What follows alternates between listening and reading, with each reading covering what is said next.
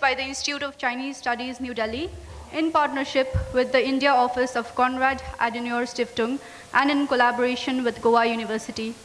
We shall now begin with the proceedings of session 1, titled Party Governance and Leadership. Chairing this panel is Ambassador Ashok K, Kantha, former Director, Institute of Chinese Studies, New Delhi, former Ambassador of India to China and Distinguished Fellow, Vivekananda International Foundation, New Delhi. We also have with us a panel of very distinguished speakers, Dr. Bhim B. Subba, Assistant Professor, Department of Political Science, Hyderabad Central University, Hyderabad, and Visiting Associate Fellow, Institute of Chinese Studies, New Delhi. Dr. Bhim will be speaking on the topic, Interpreting Elite Politics at the 20th Party Congress. Dr. Ming-shih Shen, Research Fellow, Director and Acting Deputy CEO, Division of National Security Research, Institute of National Defense and Security Research, Taipei, will be speaking on the development and challenges of military-civil fusion in China after US sanctions. Dr. Roger Chi-feng Liu, Associate Professor, Department of Social Sciences, Flame University, Pune, will be speaking on the evolution of CCP's United Front work towards Taiwan. To lead the discussion, we have with us Dr. Ritusha Mani Tiwari, Assistant Professor, Department of Political Science, Shahid Bhagat Singh College, University of New Delhi, and Honorary Fellow, Institute of Chinese Studies. I will now invite the chair to begin the proceedings. Over to you, sir.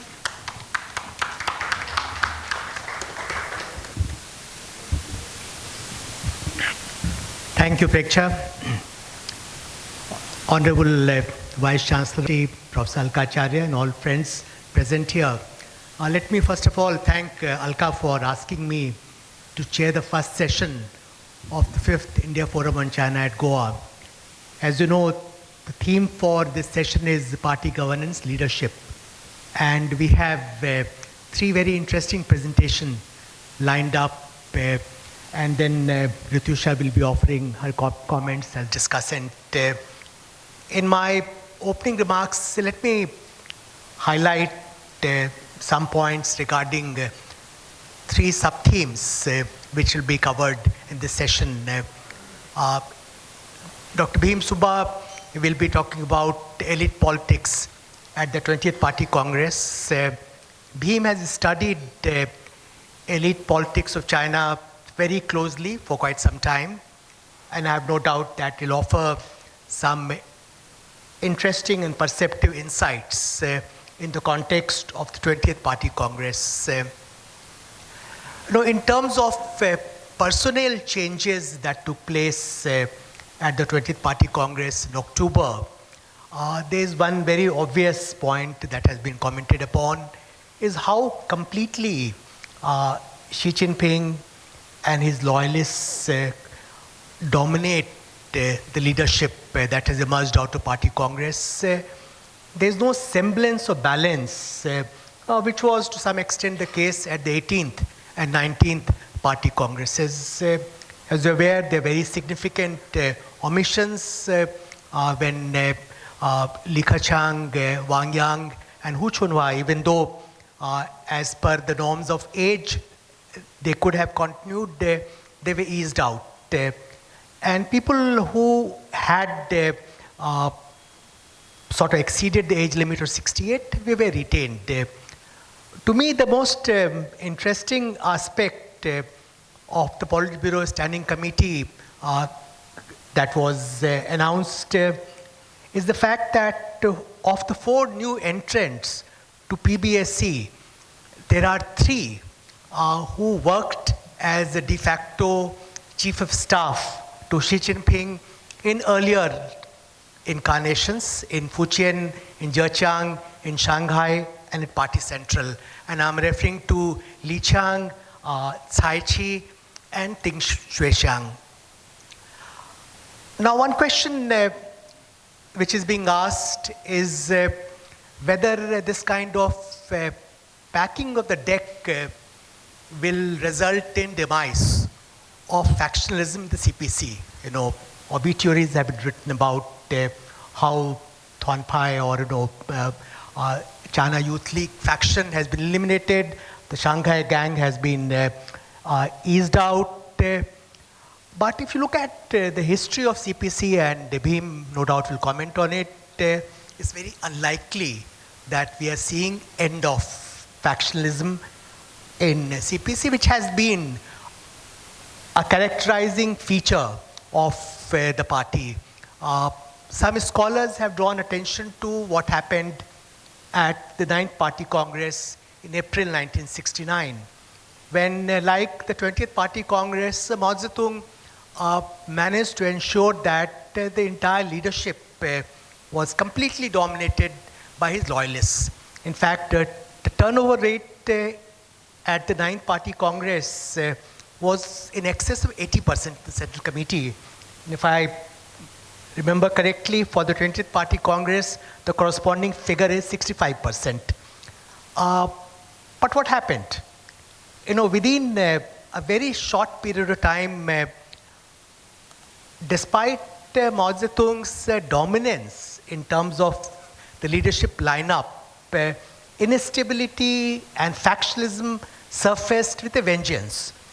You had, among acolytes of Mao Zedong, you had Lin Piao, who was formally designated successor to Mao, leading one faction, and the so-called Gang of Four leading other faction. And in dramatic turn of events, by September 1971, we had a reported attempted coup against Mao Zedong and flight and demise of Lin Piao. So this didn't quite pan out. That dominance necessarily resulting in stability or elimination of factionalism. Of course, China of 2022 under Xi Jinping's new era is very different from China of 1969, when it was still emerging out of the ravages of the great proletarian cultural revolution. But factionalism may prove to be a hardy perennial in the CPC, whether it's 1969 or 2022. A second obvious question which we need to debate, and it doesn't get enough attention, is how the complete dismantling of the entire edifice of check and balance put in place by Deng Xiaoping and his cohort through collective leadership, elimination of personality cult, etc., will impact policy making in China, and how it will impact governance in China.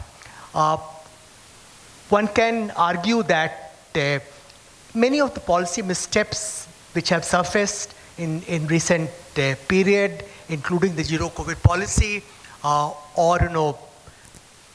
Xi Jinping's marked preference for the state sector, which is less productive in preference, as opposed to private sector, which has been subjected to a whole lot of restrictions, or the apparent lack of nimbleness in China in responding to major economic and geopolitical headwinds that the country is facing today, can be attributed at least partly to kind of over-centralization and dominance of policy space by Xi Jinping that has emerged in recent years. I recall from my own period as Indian ambassador to China, I reached Beijing in January 2014.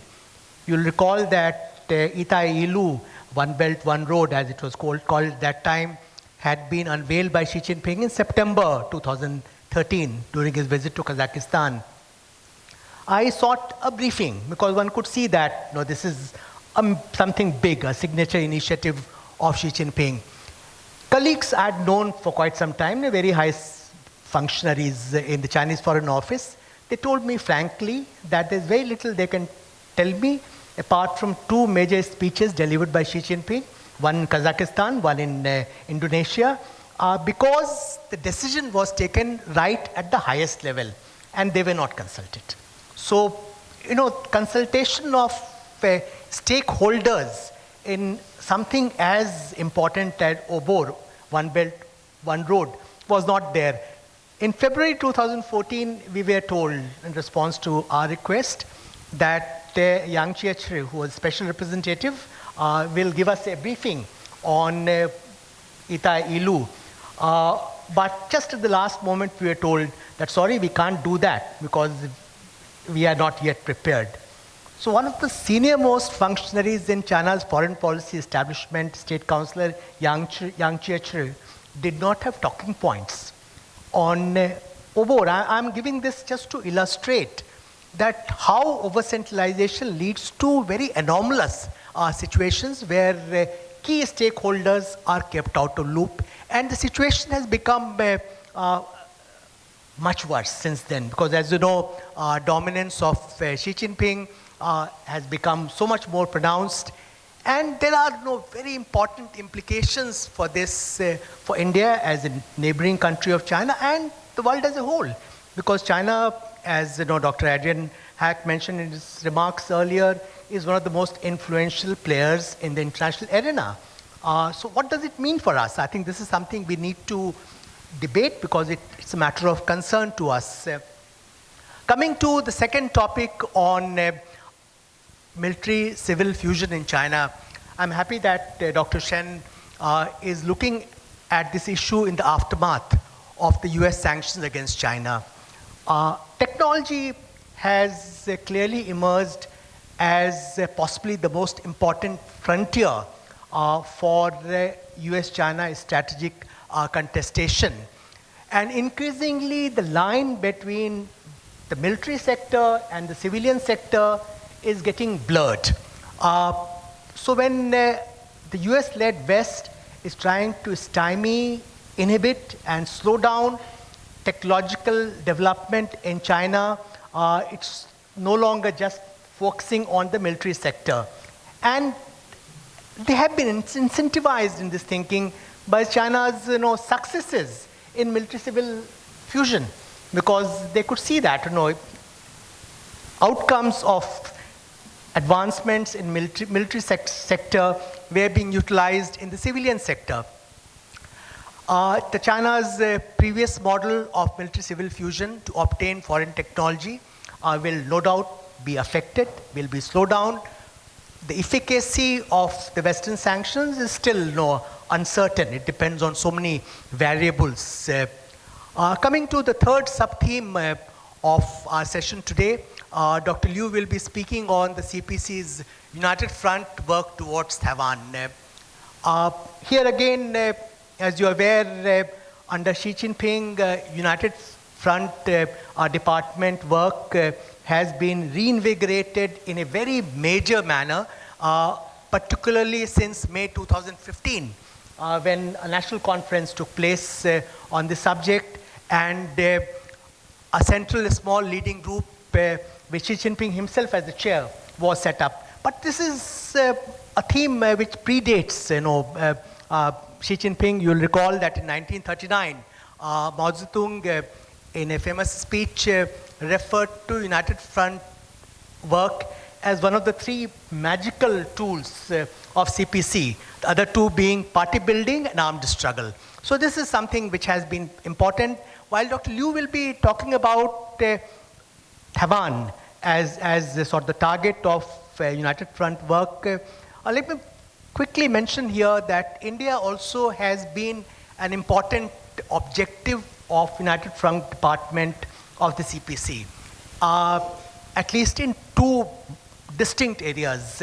One, Tibetan refugees in India. They have been targeted, and this predates Xi Jinping. It has happened over an extended period. And secondly, in case of Confucius Institutes, which were set up again as part of activity and initiative and outreach of United Front Department. And here, an interesting thing is that India was possibly the first major country which raised reservations regarding Confucius Institutes. And concerns we raised at that time are being raised elsewhere now.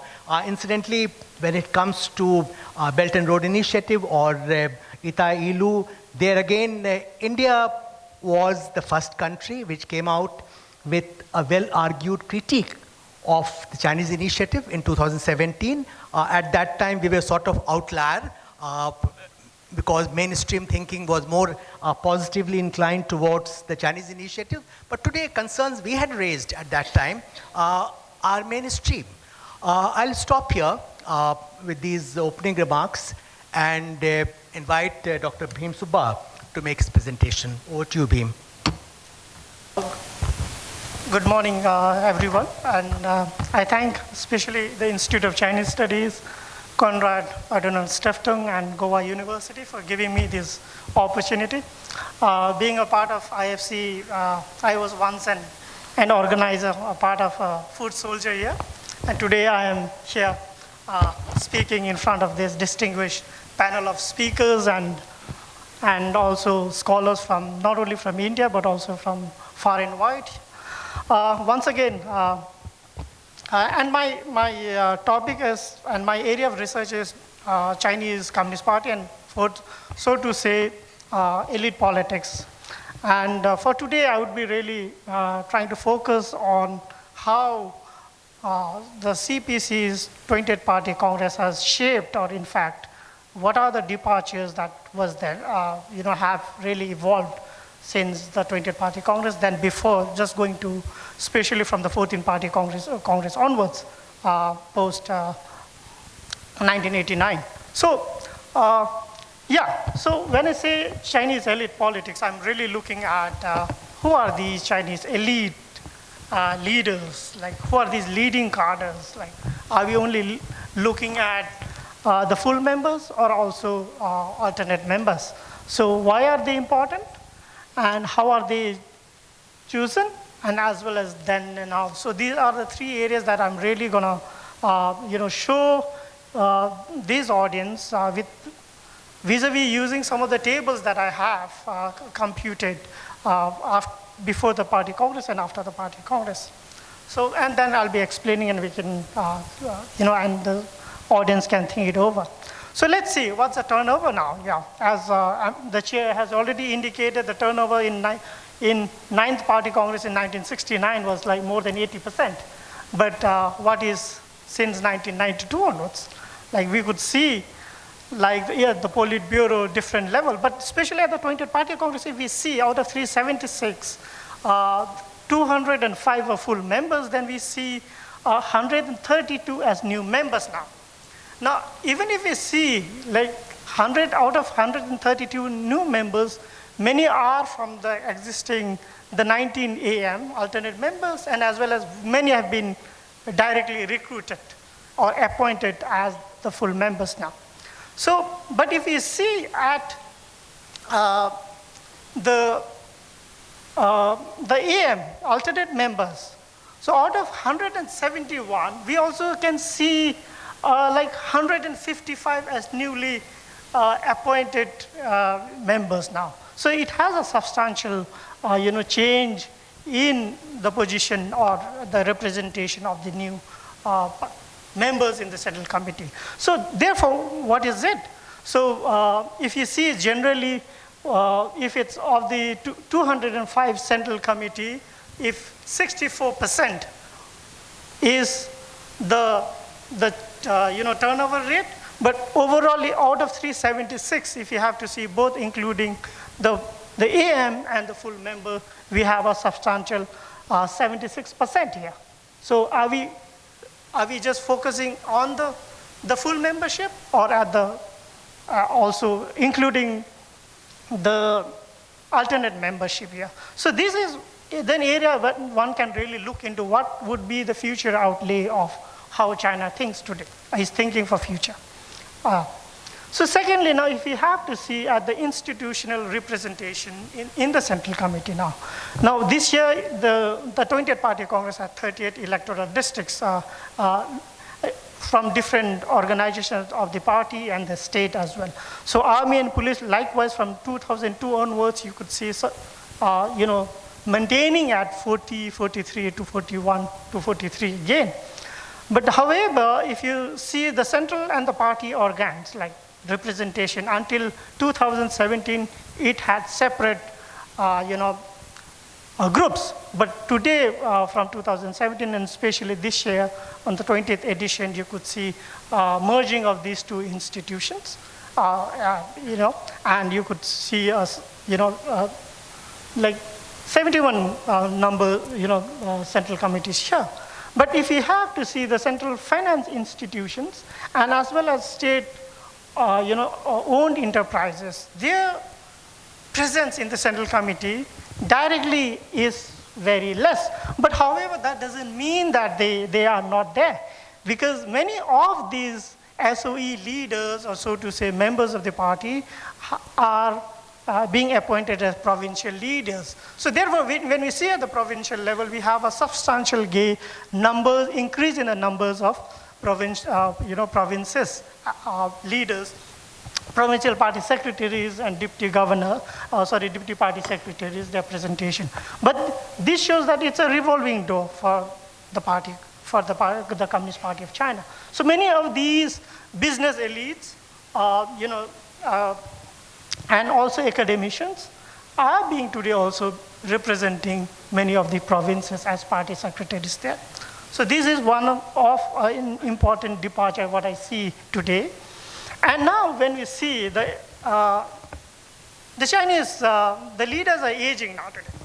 Like it's becoming like an old ginger as in China, but still, Lao Jiang Hai Shi La De. They have this quotation there in China. So if you see at the central committee, you see still aging like leaders. So what would see, if you see at the AM especially, so 52 is the average age of AM leadership, alternate membership. But if you look at the full membership, you have 60, which is substantial increase.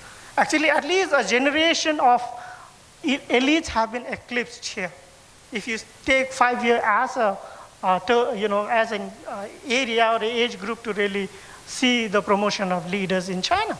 And likewise in Politburo, that's reflected, and also in the standing committee and the secretariat there. Now let's say with regard to women representation again at the elite level, how do we see that? In 14th Party Congress 1992, you had like 24 members that just constituted 75. Has it changed really after 20 years? No, because still it's just 33, which is 8.77, which is still is a very dismal representation of women.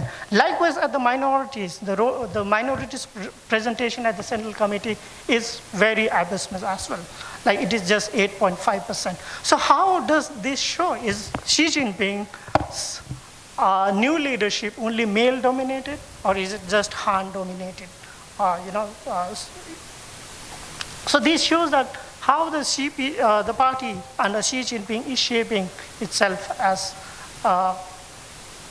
one can look into this more further. Now, let's see. Now, this table is constituted on the basis of looking into their domicile, the place of birth, nativity now.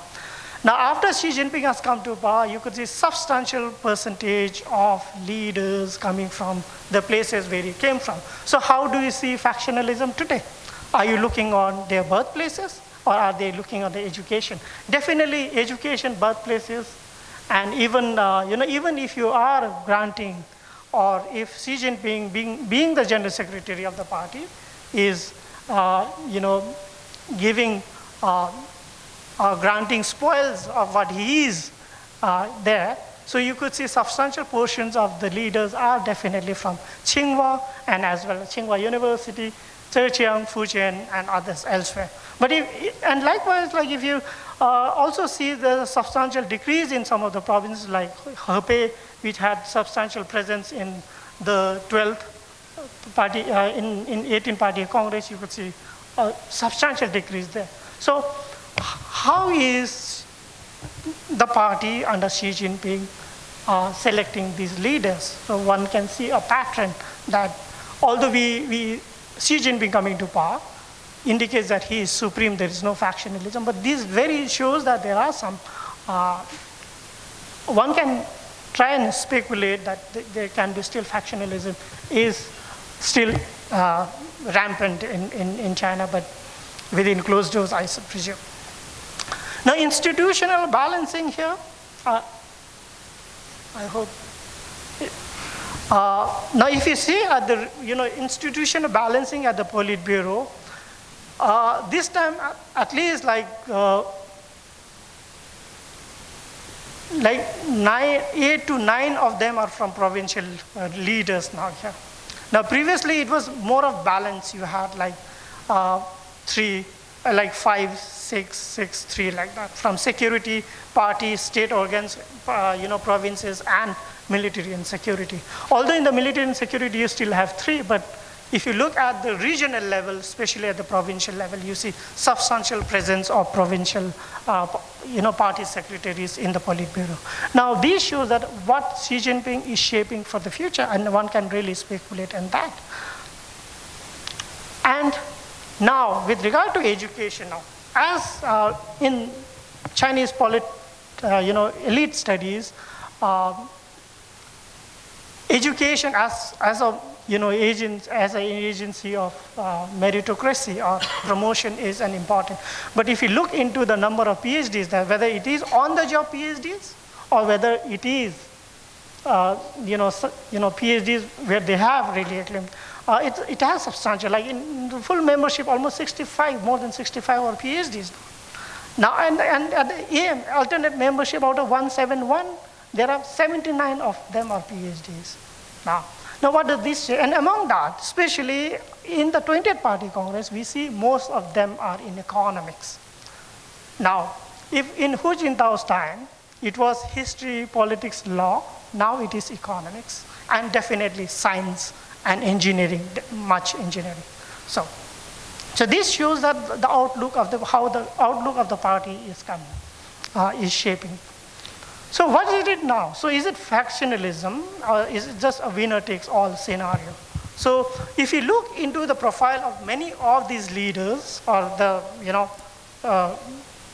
the Central Committee members, even their members as CYL is still there intact. But under Xi Jinping, we also see that co-option of many of these young, CYL. Today they are being, co-opted even in the Politburo, yeah. So work experience, definitely. Even today, many of the, party secretaries were represented at the Central Committee. Even if they don't belong from these provinces like such as Zhejiang, Beijing and all, Zhejiang, Fujian and all, if they're not born there, but definitely they're born elsewhere, but for their experience that served some time in these coastal provinces. So it's that. So are we talking about red and expert? Definitely it's not red versus expert.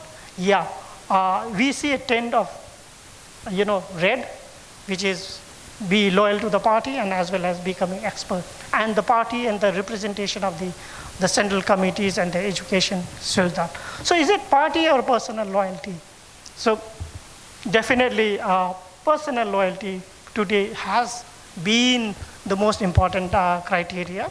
And now the debate is the departure is also like intra-party to consultative democracy to whole process democracy. How do we see that in this selection of Central Committee leaders or elites or leading cadres in China today? So Xi has therefore become a new mountain top. Now, as a power base where he cultivates factions now. Today, if you see, like out of, on 25th September, when the organization department released the list of 296 delegates, party delegates.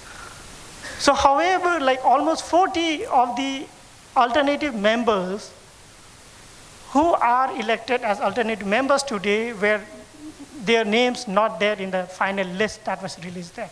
So what does this say? So where are they coming from? So even at the full members, you have at least 2 who were not there, although they were prominent, elites, Central Committee members of the previous 19th committee. But you definitely see some of these, instances that where Xi Jinping has really taken the party under his hand. So I wonder why Hu Jintao was upset when 40 members were not there in his list. So I'm just speculating for the audience to think about it also. So even Chi-feng from Taiwan, Taichung, I think, Professor Chen Mo-min, you can highlight later us more on that. So he has also been, the AM member, alternate members, which is quite, and women's and the minority representation still is a tokenism there. So you tend to have a strong leader and a rejuvenation of the party institution, but however, I don't look into say that how China is the party is institutionalizing itself, but it's rather the party institutions that he wants to rejuvenate them rather than institutionalization. Controlled. Thank you.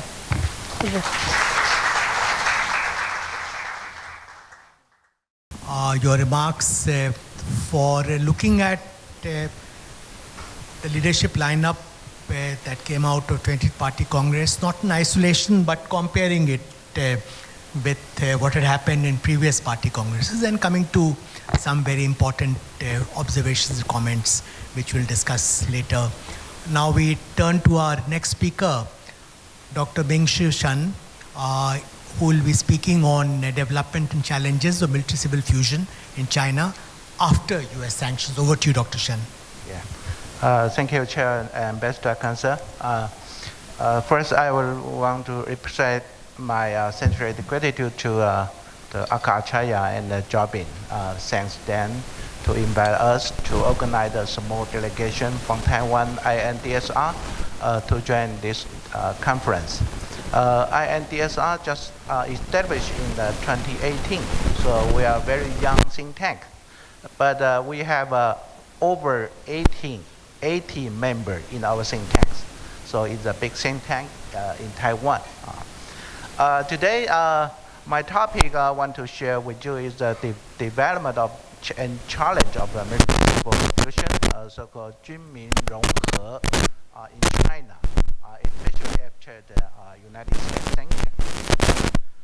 I want to talk about the tradition and development of China, NCF, and NCF strategy development intention during the Xi Jinping period, and United States technology control and sanction against China, NCF, and challenge, and then a conclusion.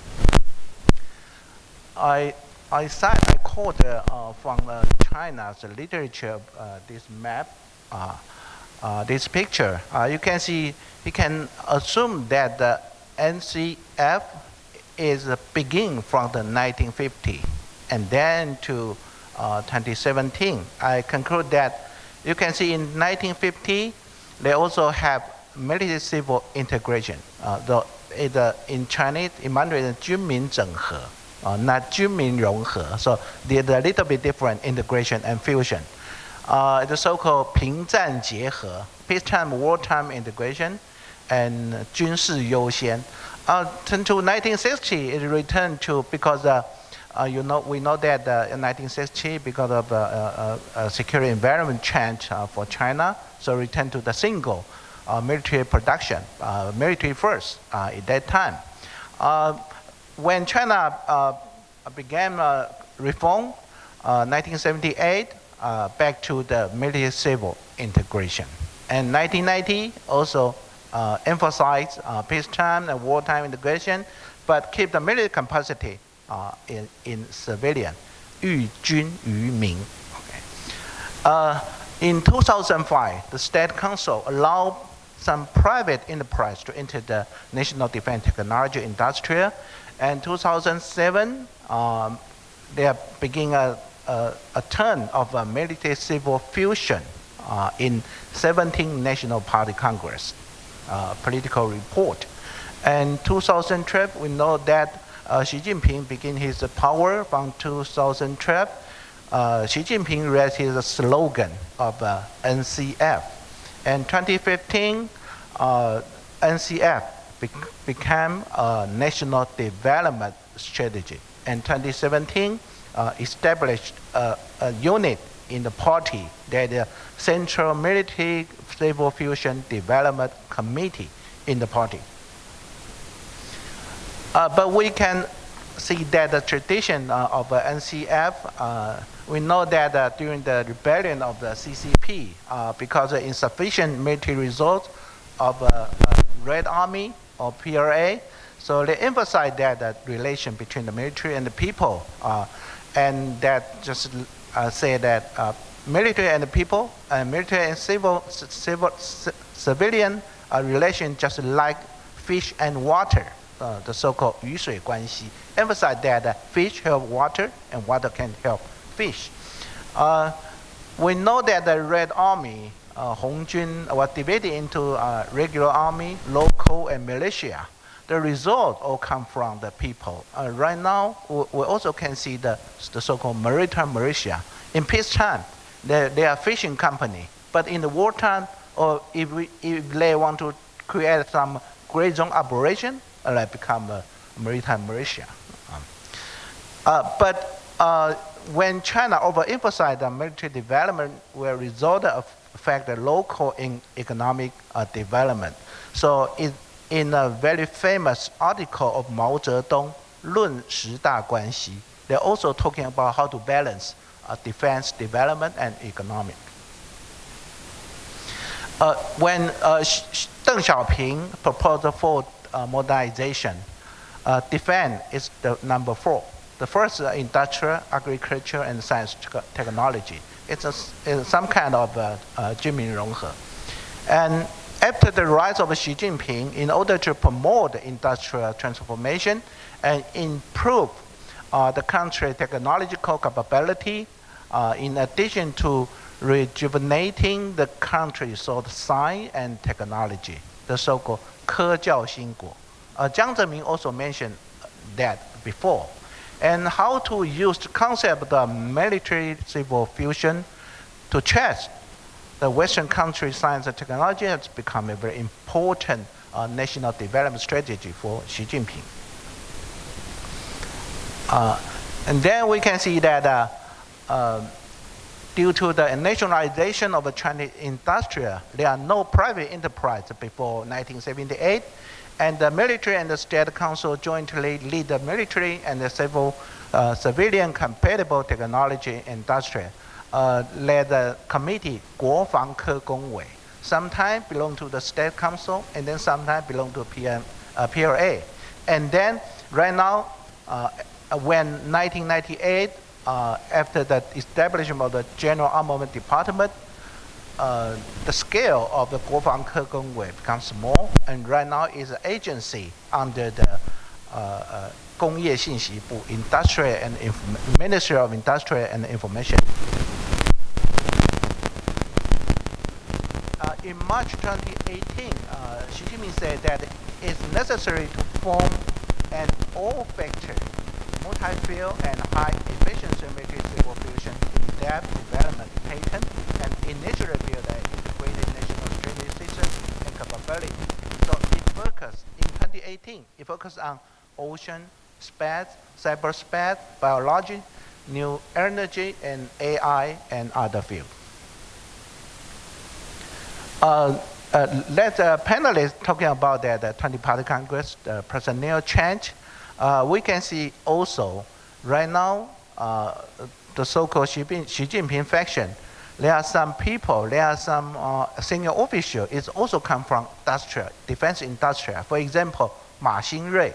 Ma Xingrui right now is the secretary of the Xinjiang region, serves as the director of National Defense Science, Technology, Industrial Bureau, and then the Deputy Minister of the Ministry of Industrial Information I mentioned before this unit. And Li Shangfu, who maybe serve as the Minister of National Defense in next year, March.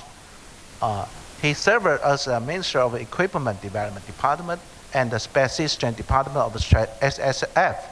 And then Yuan Jiajun right now is the Secretary of Zhejiang Province, served as Commander-in-Chief of Shenzhou spacecraft. Zhang Guoqing right now is Secretary of Liaoning Province, served as the General Manager of the China Ordnance Industrial Group.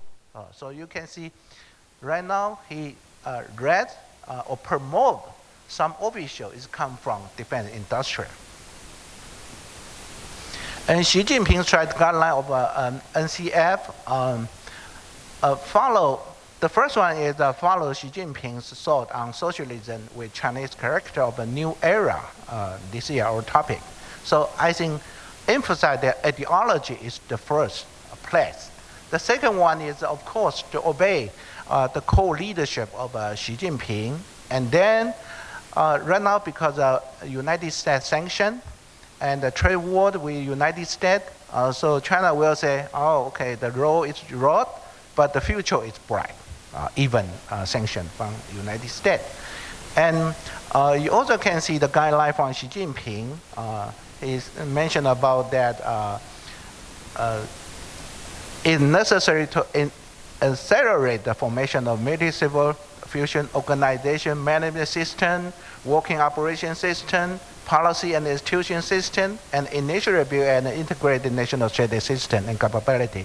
It means that right now in organization, operation, and policy have yet not to be determined. According to the literature from China, China thinking about that about the MCF. They have three thinking about this project. The first one is someone said it is a critical issue for other countries because China's NCF development strategy poses a huge threat to Western countries. It is a comprehensive integration strategy that serves defense and economy. And China can mobilize military and the social resource through the organizational management system to achieve national mobilization and ensure that the development strategy. The second is the NCF development strategy promote the development of a dual-use technology, enabling the Chinese military to acquire more critical and sensitive technology through the commercial technology.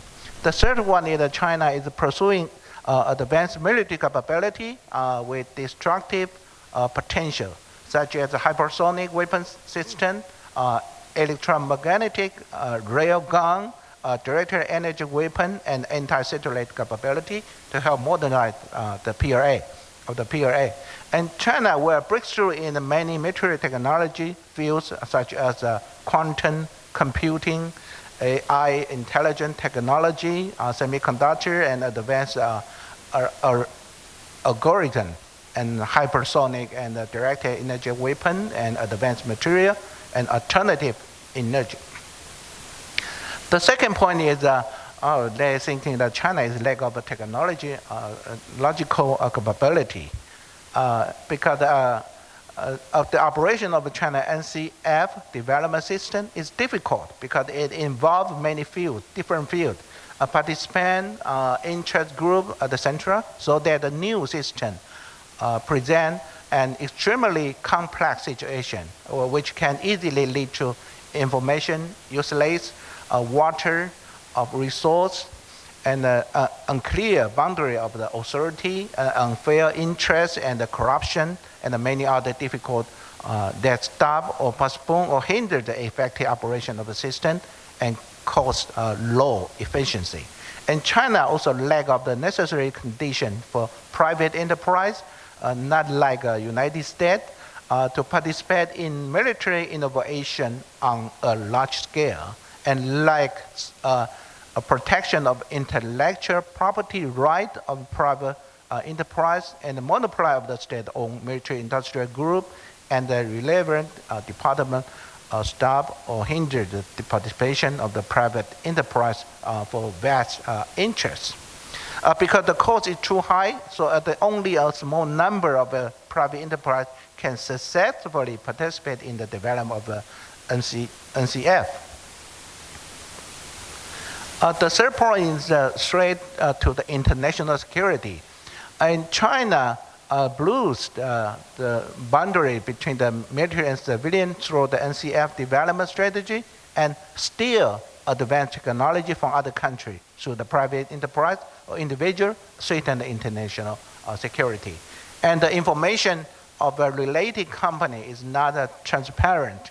Multinational company or other country to assist the development of China military without clear information.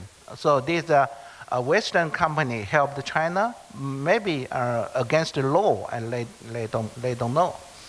The export of China NCF development strategy also strengthened the commercial and economic interests of other countries. And China used the BRI, just mentioned for the ambassador, to cooperate with the MCF strategy and exercise military and economic control over the country along the road. And the Chinese government will force a private company to participate in NCF, and making China's company militarization in nature and lead the international cooperation with Chinese company is dangerous. Maybe touch the legal line of the U.S. or another country. And why U.S. tax sanction? The U.S. government believes that China economic strength is approaching that of the United States. So China's NCF development strategy will further promote the growth of the China military power if the United States does not take corresponding countermeasure. And China NCF development strategy is to promote the coordinated development military and civilian and dual-use technology in more comprehensive innovation paradigm, especially in emerging fields such as biology and AI. China is encouraging more and more civilian enterprise and entity to engage in military technology, research and development and weapon production, using the public information of a multinational corporation to steal the advanced technology of the United States and acquire emergency technology through the civilian commercial cooperation and academic research and transfer them. So we can see that the United States takes some policy to forbidden that the student abroad or that the student they have a PLA background to enter the United States. During the Trump administration, we know that the former Vice President Pence, Pompeo, and others senior officials put forward policy to respond to China's NCF, including the expanding the investigation into the plagiarism to intellectual property, resisting Huawei participation in the construction of U.S. network and the critical infrastructure. And the China NCF has become a key factor that intensify the economic and technological competition between United States and China. United States also use some different tool and policy to make sanctions to the China. We know that the U.S.-China Economic and Security Review Commission every year publishes a report to concern about this issue. Legal tool, you can see that anti-foreign corruption investigation and BIS entity list and the SDN list. In October 2022, the U.S. Department of Commerce announced a serious restriction that would prevent China from obtaining most of the results need to establish chip domains. And this regulation are aimed at preventing China military and security service from purchasing sensitive technology with a military application. And then the restriction on the United States President personnel. We can see that this picture, because of United States knew the forbidden, so many engineers in the Chinese enterprise leave to keep their national of the United States.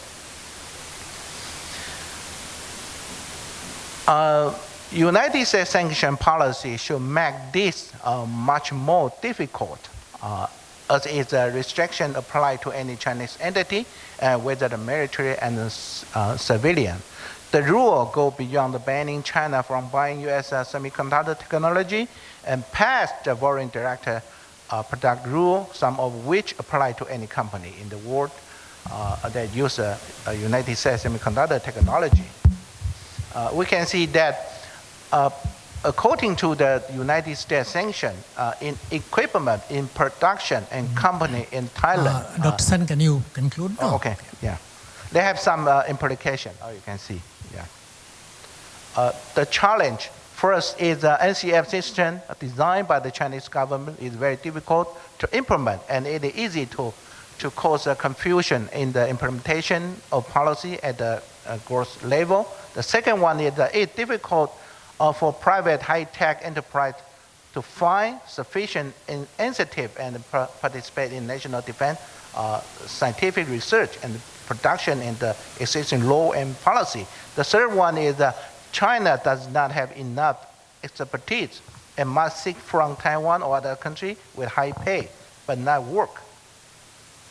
The conclusion for your reference. Thank you very much.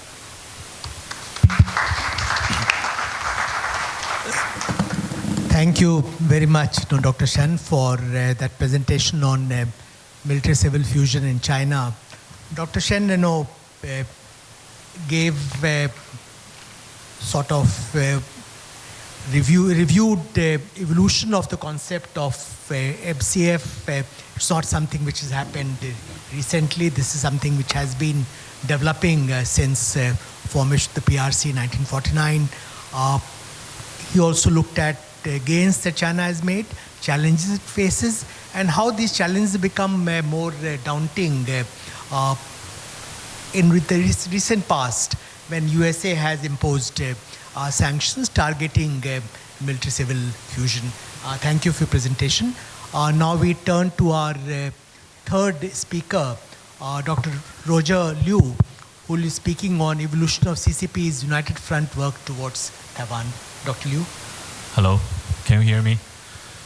Thank you, Chair. And I'm happy to be here to see many old friends of mine.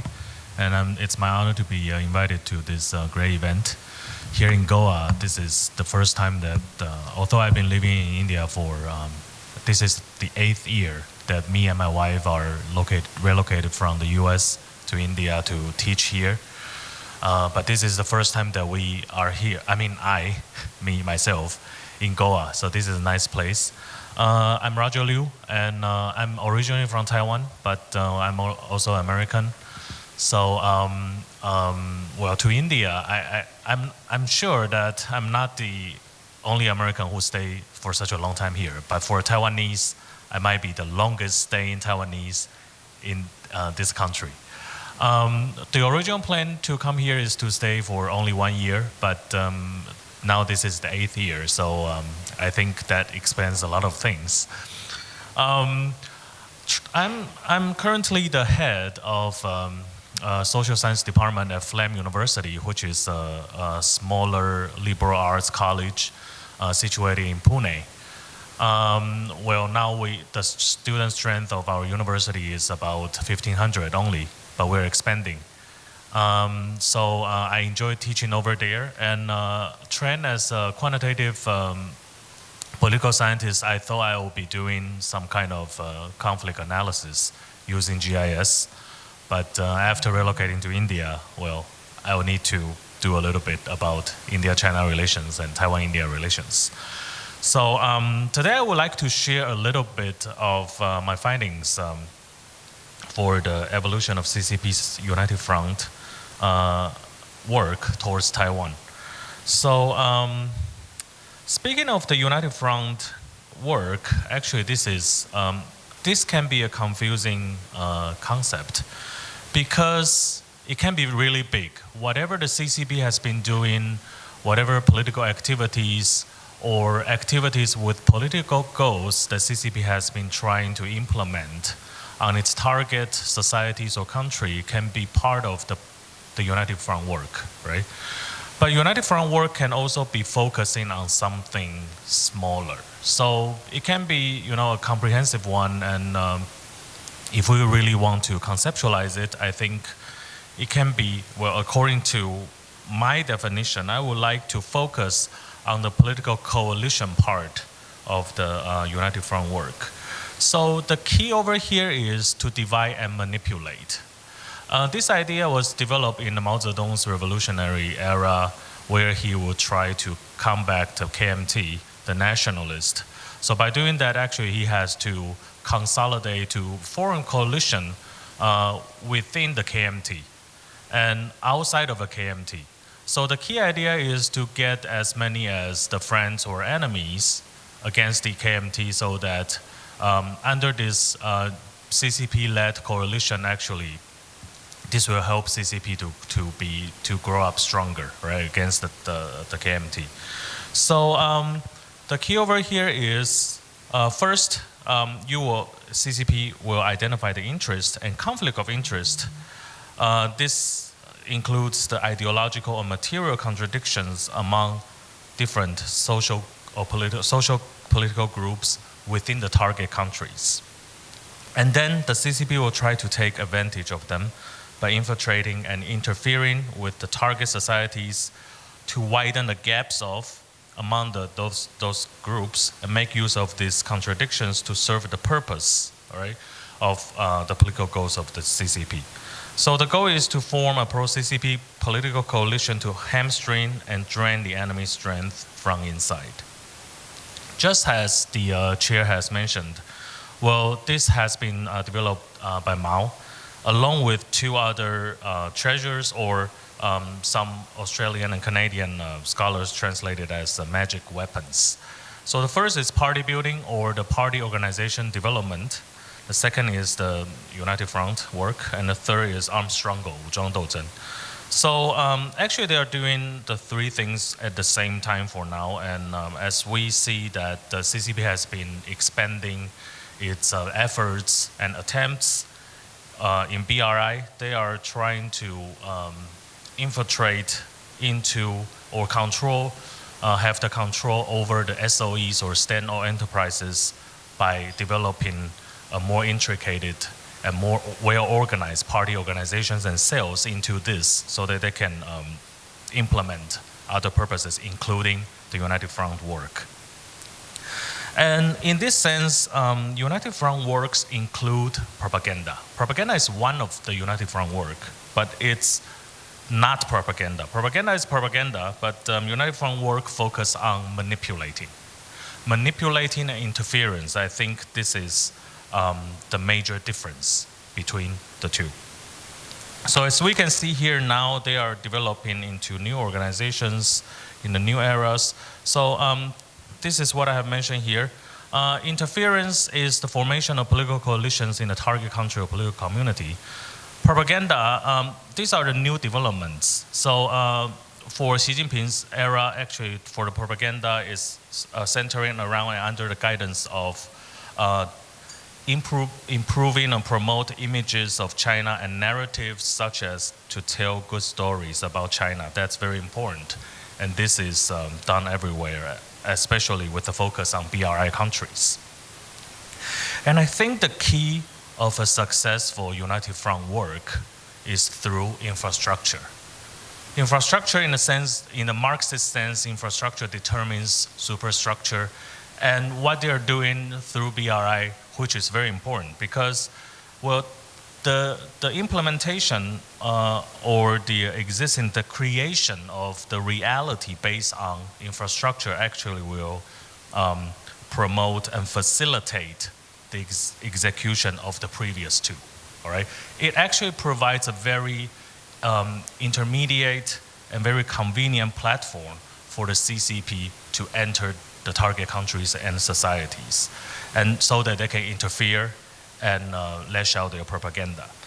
BRI is a new thing, okay? But Taiwan is not part of a BRI. But Taiwan has very close social, cultural, and commercial connections with China, so this is not a problem for the PRC and CCP, the party state, to infiltrate into the Taiwanese society. So one of the new, we can take a look at the new structure of the United Front Work Department at the party center. As you can see over here, to reflect the needs of the work, they have increased two different bureaus or sectors here to deal with the new target or the audience.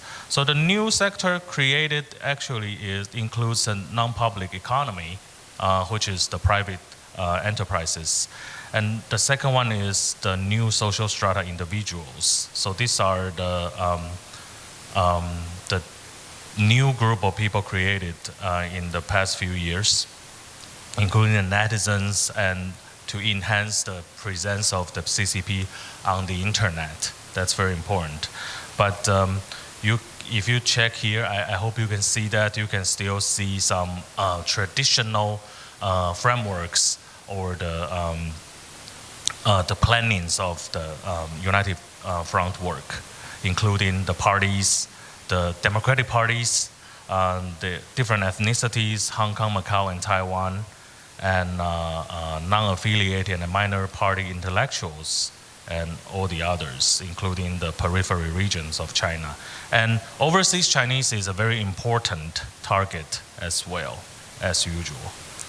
Okay, but I think, like Xi Jinping has indicated, the UF or the United Front actually surpasses the department itself. So everything can be subsumed under this strategy of CCP as part of the United Front work.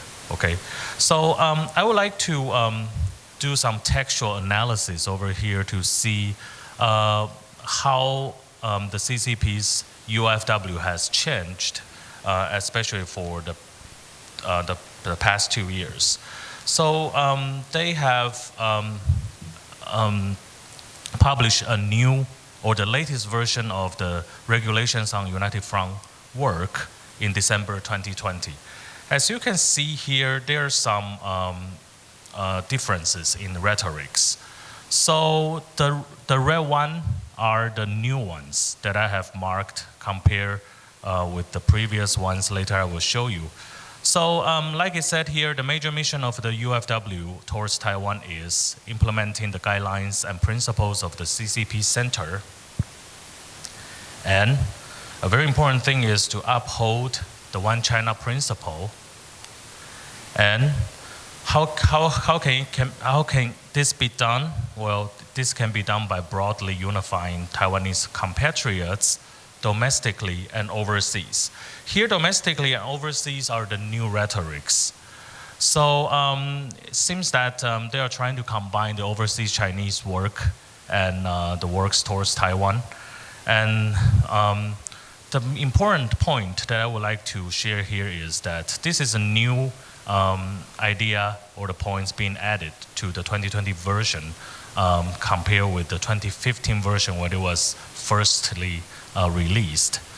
So to develop and to nurture the patriotic pro-unification forces inside of Taiwan now becomes very important. So that means CCP has been adopting a more infiltrative stance and policy towards Taiwan. They are becoming more proactive by infiltrating the Taiwanese society. And opposing separatist Taiwan independence movement is always there. But the last 2 points, to push for the peaceful reunification process, there is an adjective being added, persistently. Okay, so it's also a reflection of a more proactive.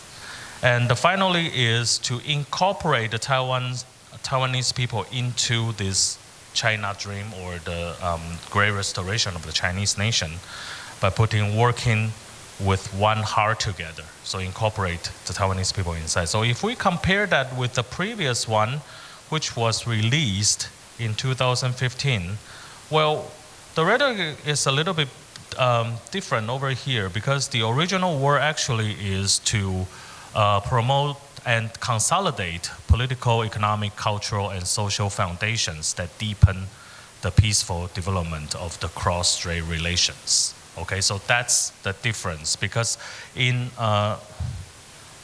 8 years or 7 years before, actually, it's more passive, all right? So it's more like a 造势 to create favorable conditions for the Chinese Communist Party to promote or to push for the peaceful reunification.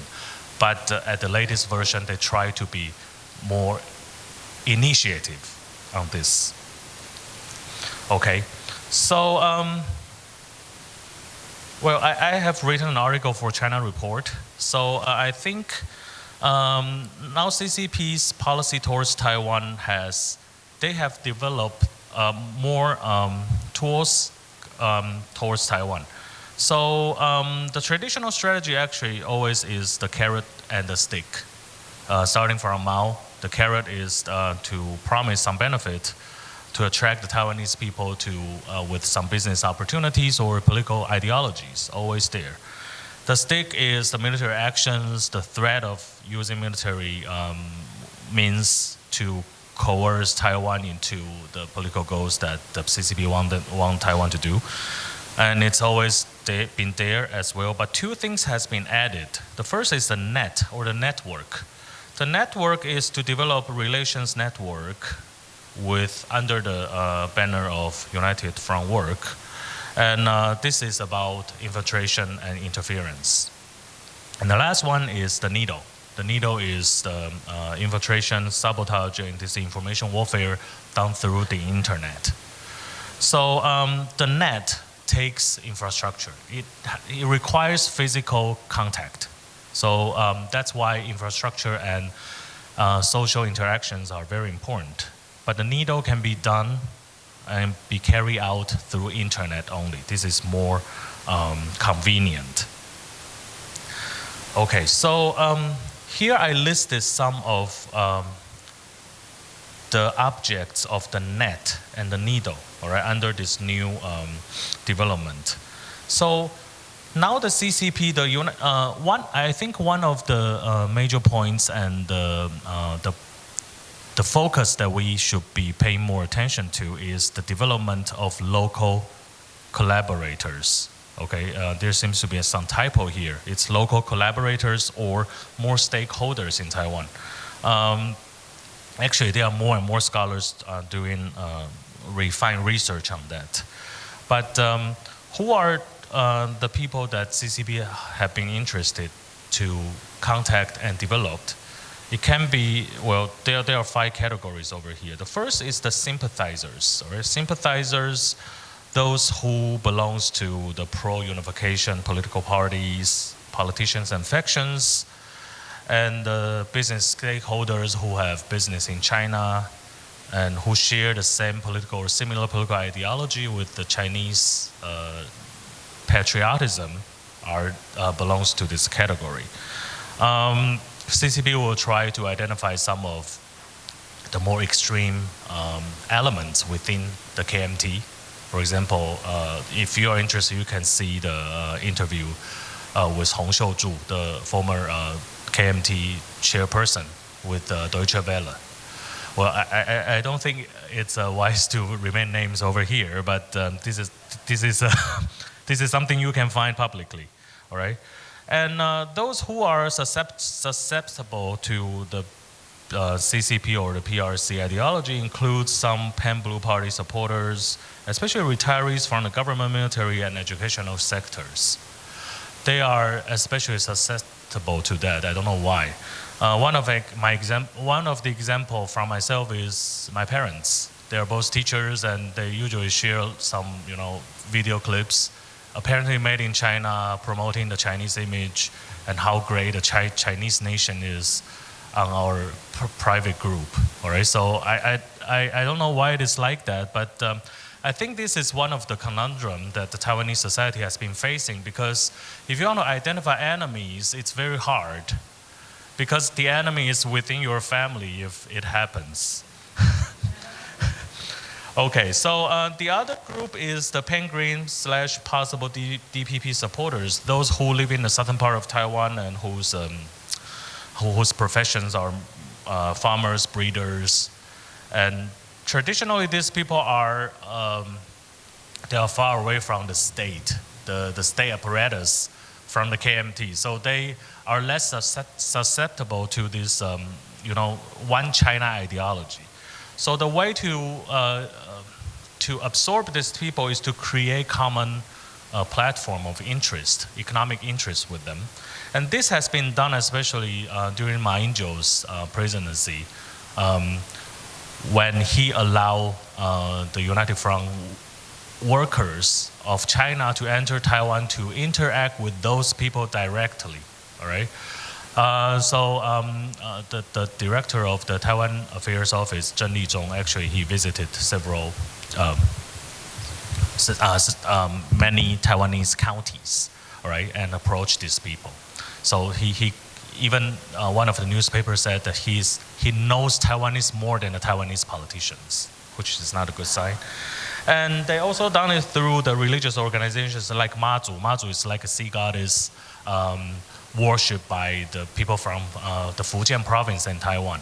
So this is a convenient platform, religious ideological platform that the CCP can use to consolidate the minds of the DPP supporters. And others includes the younger generation, like they offer opportunities to study in China, to establish like incubators in cities like Xiamen or Beijing to attract the young talents of Taiwan to do business over there, to develop the business over there. And for those PhD holders from Taiwanese institutions who are yet to find satisfactory jobs, well, there are jobs for you in China, so please come. So this is another way. And with the media, it's, well, needless to say, if you turn on the TV of Taiwan, you will see that they are reporting how strong the PLA is. And they even, they just broadcast directly the propaganda made on TikTok. So this is not a very good sign. And the last thing is there are some softer programs like the entertaining programs.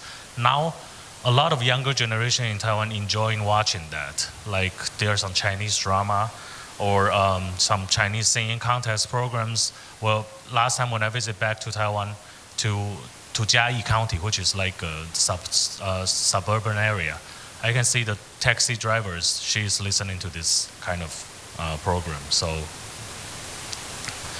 okay, so the last, how many minutes did I still have? Okay, oh, I'm going to finish. Okay, I think, how should I finish?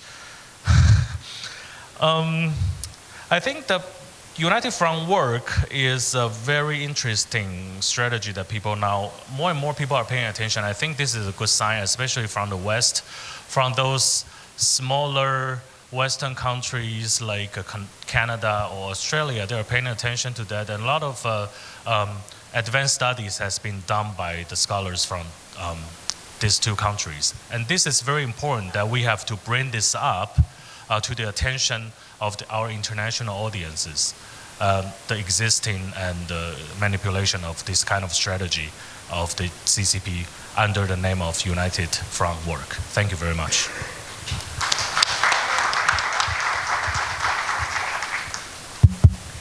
Thank you, Dr.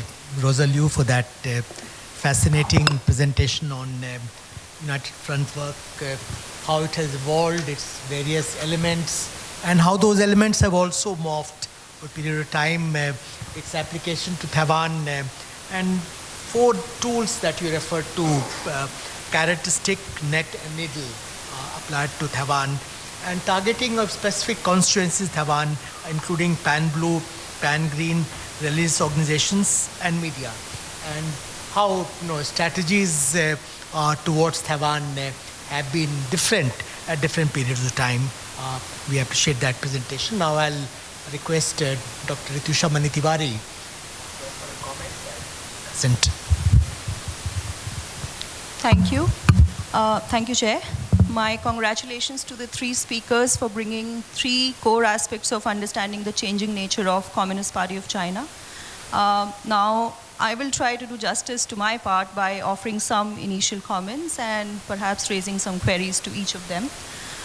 Coming to Bhim Subba's presentation on elite politics, the history of leadership change in the CCP exemplifies what we study in our classrooms as Pareto's notion of circulation of elites, which can be proven by using the data set that you have presented. Your analysis of elite politics in the 20th Party Congress, the Central Committee of the CCP, full and alternate members, and the manner of choosing these elites, the leading cadres with retrospection of then and now, may serve as a useful data set for leadership change in the CCP, and it may capture important political developments within each political body within the CCP.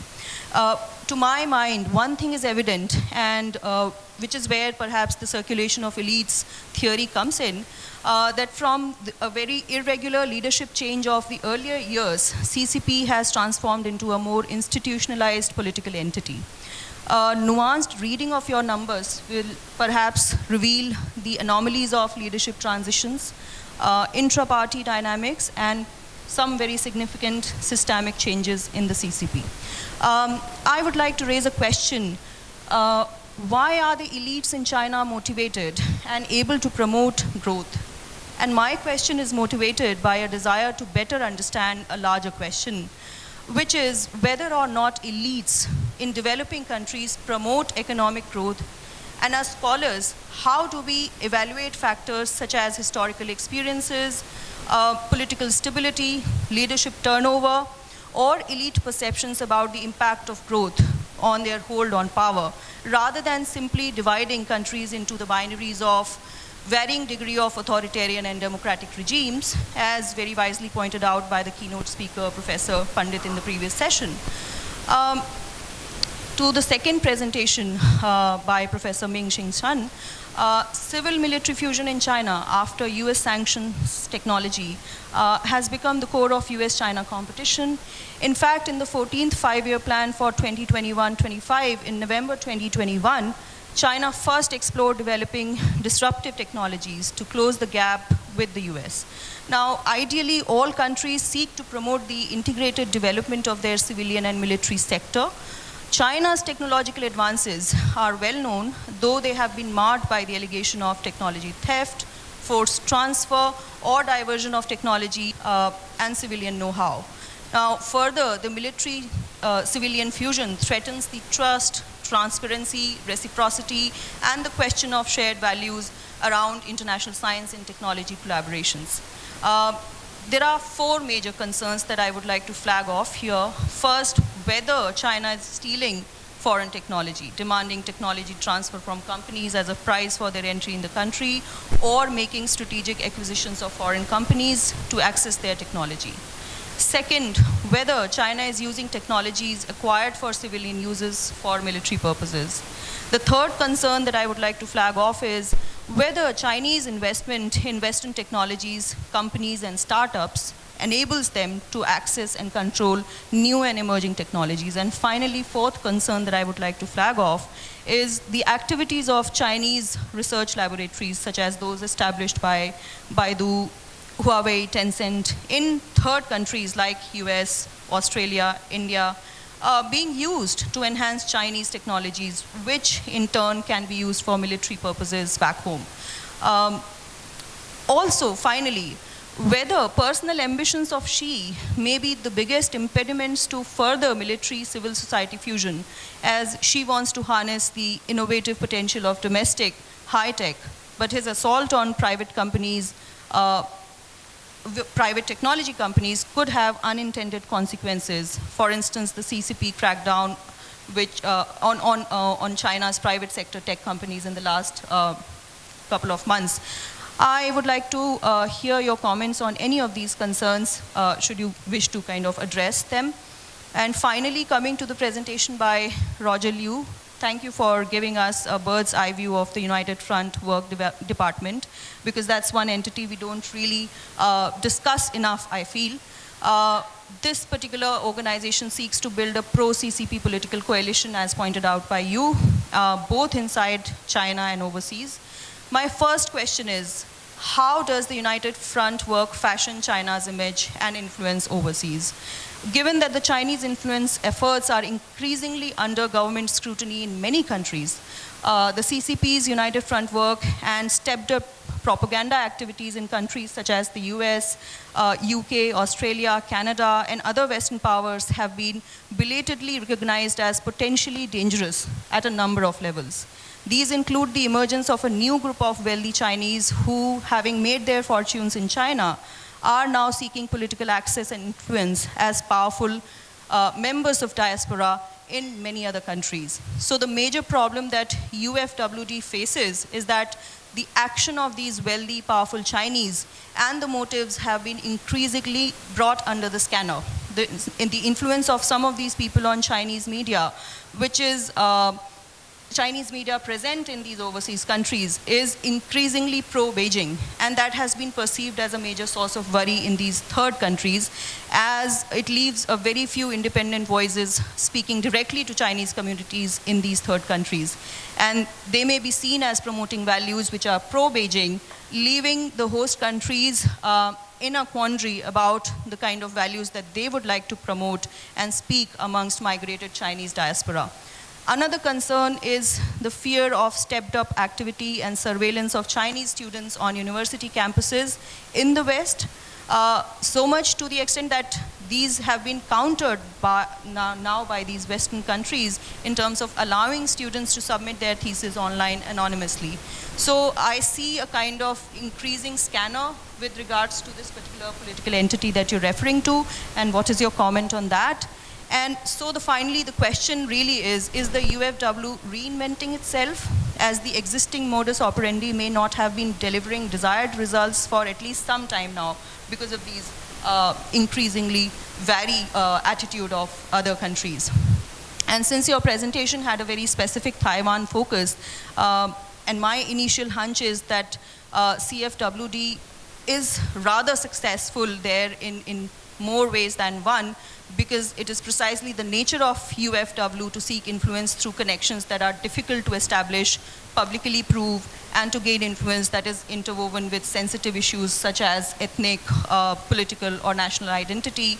And those who seek to identify these connections or bring out the negative effects of these connections become vulnerable to accusations of prejudice because there is nothing to prove particularly. So I would like to hear more from you on how successful is the UFWD in broadly unifying the Taiwanese compatriots. These are my initial reflections. Thank you.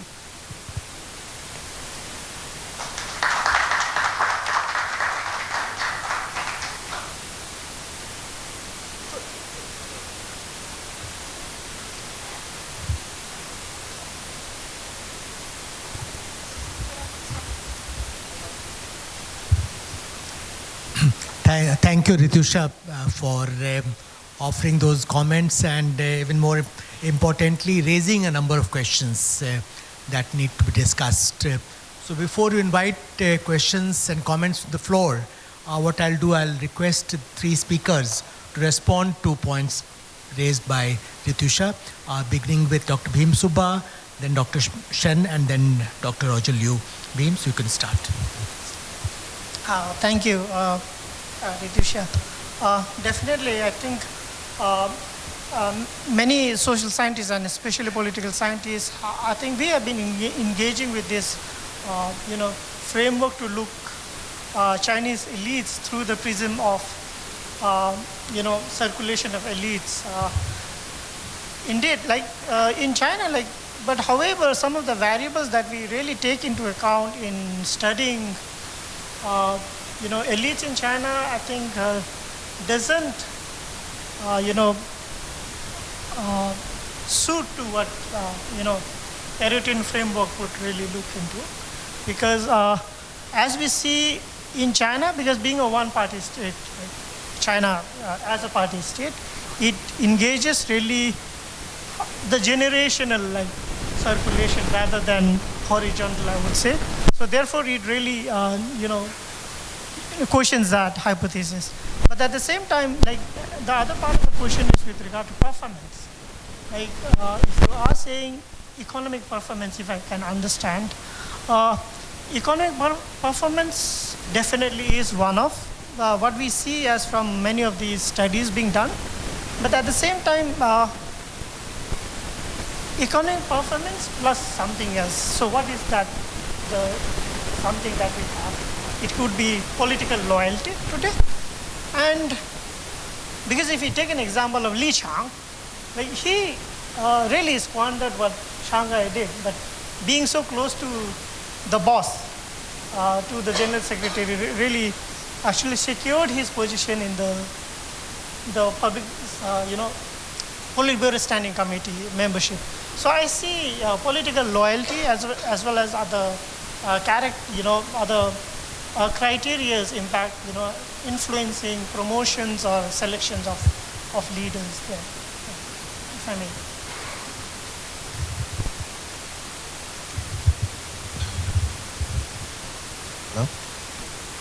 I think the MCF is one of the way that can help China to gather advanced technology. And we can see that under the United Sanctions and the policy tool to stop or to prohibit that China got advanced technology by MCF. But we can see that some not so famous company or maybe some intellectual unit or institute, they also can get some technology not only in United States but another country. I can raise an example. You can see that British, Australia, France, the pilot, when the pilot retired and then China, PRA, invited them to be the instructor to teach a PRA pilot. And I think China also can use many different way or secret way to get more advanced technology, maybe for dual use, maybe for military use. So it's difficult. We know that United States got prohibited by legal, by policy, or let some China enterprise to enter the list for prohibit. But it's difficult to carry out very strictly. So I think we'll have some ignore, or where some maybe there's some company can get some another chance by another country.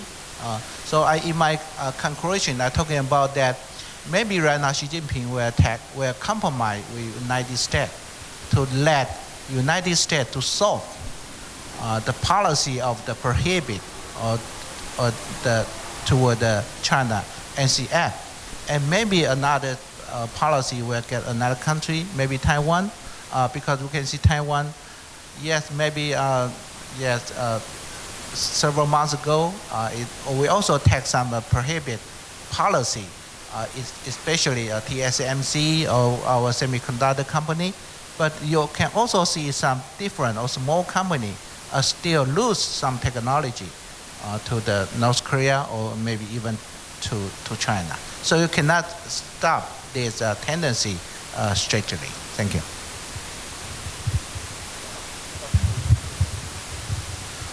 Thank you, Ritusha. Your comments are really outstanding, and well, I can just answer some part of that. First, you said that I always believe that well, you have to have some platform, some physically contacting platform to make the United Front work really efficiently. That's very important.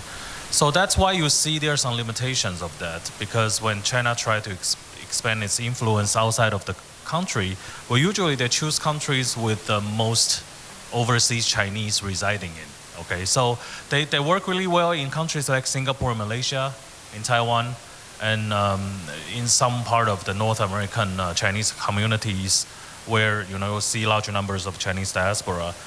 Other than that, it will be more difficult for them to develop. For example, for the 50 Cent Army, they are still learning English to learn how to better disseminate their ideas on the internet. So language actually is a format. It's like a limitation.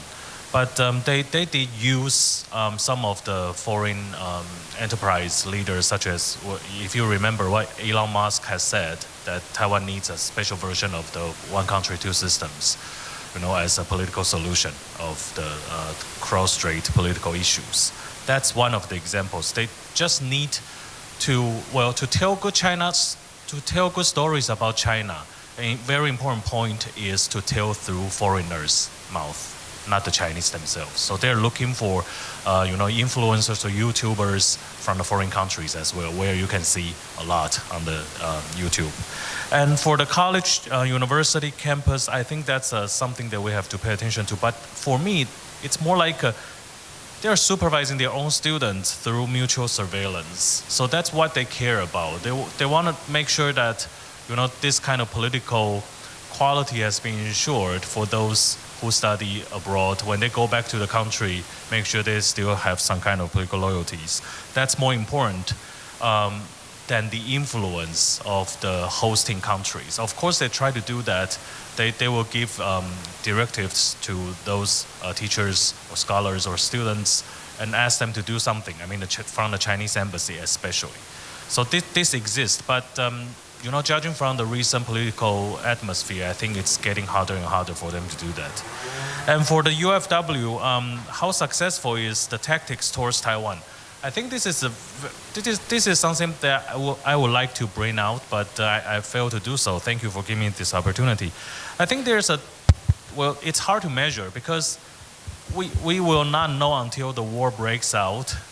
Should the war break out between Taiwan and China, should invasion happen from the PLA, that we will understand how effective the previous United Front work has done to promote this. But we don't know now because, I would like to raise a point. The Taiwanese voters and peoples, they have developed some kind of strategy from the previous election experiences. I don't want to mention names, but the KMT used to bribe the voters. They use this kind of tactics. But later, the DPP just tell their voters, you just take the money, but vote for us. So they learn how to deal with that. This actually happens to the breeders from the southern part of Taiwan. They receive money from the Chinese, but they still vote for the DPP. So actually, some Taiwanese scholars have done this research. They found that this kind of benefit sharing tactics are not working that well. So I think we still have some hope here. Thank you. Thanks. Well, we have 10-15 minutes for questions from floor. So please go ahead. Dr. Walker would like to start. Yeah. Yes, thank you. And thank you for 3 excellent presentations and a spot-on commentary. I have 2 questions, actually. The first is to Bhim Subba. Can you elaborate a little bit on the lack of naming a potential successor and what the implications of that is? I mean, in previous, Xi Jinping should have lined up potential successors, not at this party Congress, but the one before. He failed to do so because of his aspirations, but what does it actually mean that we don't see any succeeding generation lined up? And what does it mean for the potential behavior of the Politburo as it is, if they have aspirations to follow Xi Jinping? And the second question is to Roger, and it builds a little bit on the comment. If you cannot say what the effectiveness is, can you talk a little bit about Taiwan's countermeasures? I know that part of it, how to counter disinformation, etc., is not in the public domain, because Taiwan, of course, does not want to give away all the methods it uses to counter these efforts. But can you talk a little bit about the countermeasures? Thank you. We will combine some questions. So, Jabit, yeah. All right. Oh, now I have 2. One question to Bhim and one question to Colonel Shen. So Bhim, let me start with this observation that all those PhDs... Yeah, I guess. Yeah. All those PhDs on the Central Committee, I somehow get the feeling you're trying to give all the academics in the room dictator envy. But let's also remember that a very prominent PhD was dropped. Li Keqiang was dropped. And a genuine PhD at that. So my question really is, Xi Jinping's counter or anti-corruption campaign has to do with the previous generation of leaders who are all technocrats, right? So what is the division of the PhDs? And now I think Ambassador Kantha mentioned that a lot of these new entrants came from the aerospace or the scientific community. What's the division of PhDs between the social sciences and the science, Because clearly, scientists, whatever the science guys were doing or the technocrats were doing, Xi Jinping didn't like. Second, given the falling numbers of minorities in the Central Committee, do you also anticipate a trend towards pushing minorities out of positions that they have traditionally held within the system, governors, deputy party secretaries, and so on? To Colonel Shen, a question, one of the issues with MCF has been that it's been very centralized still. A lot of the industrial hubs, the research institutions, they're all still concentrated in the big cities, Beijing or Hunan, Sichuan, and so on. So under the impact of this tech war from the Americans, do you see, and there's also been a tendency to centralize, do you see a greater pressure to centralize, or will there be now greater decentralization of the MCF process in China? Thank you. Okay, Mr. Paul. Yeah.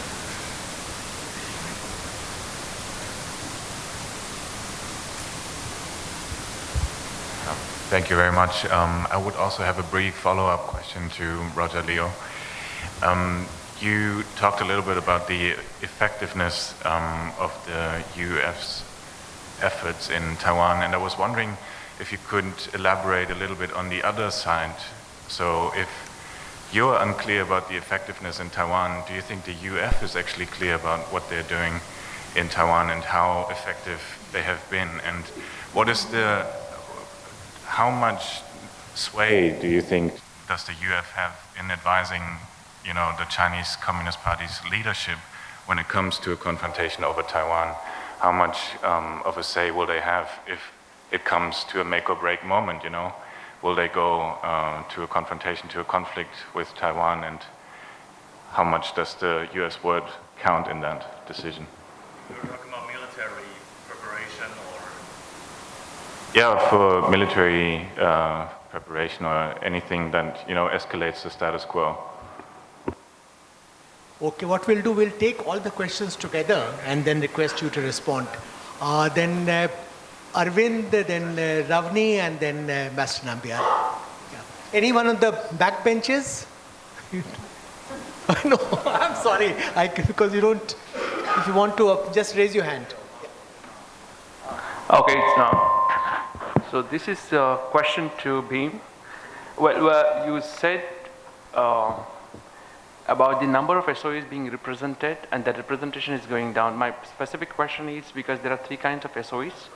Industrial SOEs. Can you be louder? Okay, I said I'm already louder.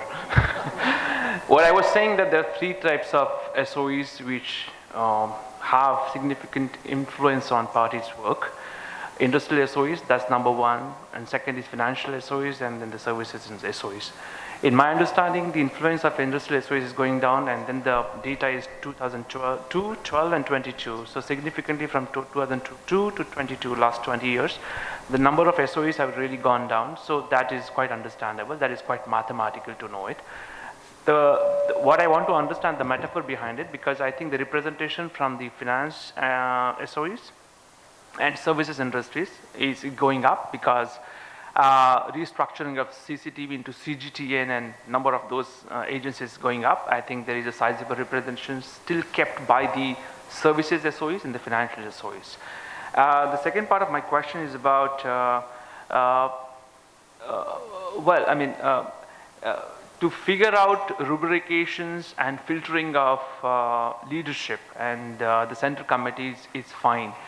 But again, my request would be if you can just take out, because what has happened since last 20 years is those deans and the heads of institutions in schools have been appointed more from the political angle. And if you're talking about innovation again, that is civil military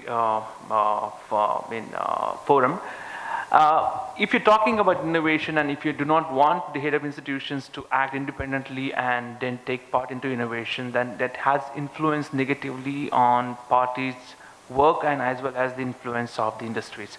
How you look at that? Simple thing, what you need to do is actually number of institutions and the heads. I mean, I face that problem with my dean has been changed. He's a new Tang Xiaoping and he's absolutely really worse in terms of giving us approval to good travel abroad. He's same height of Tang Xiaoping, but he's worse than Xi Jinping. we have this problem. So if what you can do is you just need to look at those filtrations, look at the top universities, and the new deans have been appointed. Last 3 years, it's been more than 100 new deans have been appointed in the top universities. So that would be a really great work for all of us. Thank you. Thank you, Ambassador Kant, and may I congratulate all the speakers on some very, very interesting papers.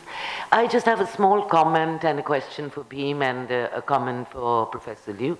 Bhim, I don't know if you're aware of the fact that currently certain analysts, and there have been scholarly articles published on this, the whole nexus between the elite politics is being called a nexus between what is a new faction called the Ming-shih, the secretaries faction, and the princelings. So it's the secretaries to the princelings and the princelings that are running the show. I'd be curious if you've come across, I've come across a couple of scholarly articles, both in the China Quarterly as well as in the Journal of Chinese Studies from Australia. So I think this is something you should look at, because this is really an example, and Ambassador Khan pointed that out, that 3 of them were secretaries. So I'd be curious about that. Professor Liu, I really enjoyed your paper, and especially because you did touch upon issues that, we are not so familiar with. I would really like to come back. Today, of course, we've seen some political news coming out of Taiwan with the loss of the DPP in local elections. The Chinese, despite Xi Jinping saying that force is not off the table, have always emphasized peaceful reunification. And the UFD work is essentially, like you said, geared towards this. However, you say the effectiveness is not easy to see. But from even your pointing out, the Chinese are obviously laying out a very large budget where this side of influence making is concerned.